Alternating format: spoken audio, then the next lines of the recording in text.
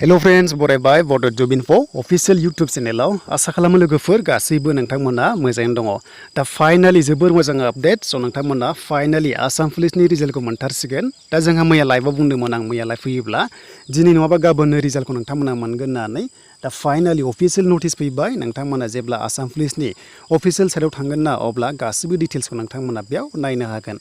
दा जायखिजाया आसाम पुलिसनि गासैबो रिजाल्ट जेरै हमना ला भाइभा एबा अरेल टेस्ट थांबाय स' बिनि फाइनाल लिस्टखौ नोंथांमोना गाबोन रिजाल्टखौ मोनथारसिगोन दा बेयाव अफिशियल नटिस फैखाबाय नोंथांमोना नै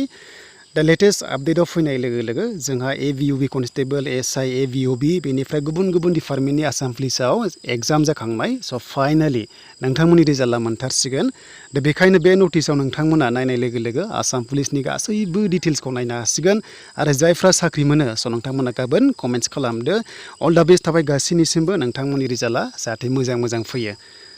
दा नायदो नै लोगोफोर बे जाबाय अफिशियल नटिफिकेसन 18 सेप्टेम्बर जानाय लोगो लोगो नोंथांमोननि फाइनाल रिजाल्टआ फैथारसिगोन एबा गाबोन नोंथांमोना मोनसिगोन बेनो जाबाय एसआइ एभिअबि बेनिफ्राय कनस्टेबल एभिअबि बेनिफ्राय कमान्डो बेजों लोगोसे सिभिल डिफेन्सनिबो दङ नोंथांमोना बेयाव फाइनाल रिजाल्टखौहाय गाबोन मोननाय जासिगोन दा लोगोफोर नोंथांमोना गोबां कमेन्ट्स खालामदोंमोन आसाम पुलिसनि रिजाल्टआ माब्ला मोनगोन होननानै दा जायखिजाया जोंहा 20 सेप्टेम्बरनि सिगां मोननायनि बाथ्रा दंमोन दा फाइनालि मोनबाय स' लोगोफोर आसा खालामो नोंथांमोना बे भिडिअखौ नायनानै मोजां मोनदोंबा लाइक कमेन्ट शेयार आरो हानायसेबां नोंथांमोना शेयार खालाम बड जब इनफो अफिशियल इउटुब चेनेलाव साख्रिनि आपडेट मोनबाय थानो जायफ्रा गोदानै फैदोंमोन नोंथांमोनाबो साबसक्राइब खालामनानै लाबानो जाबाय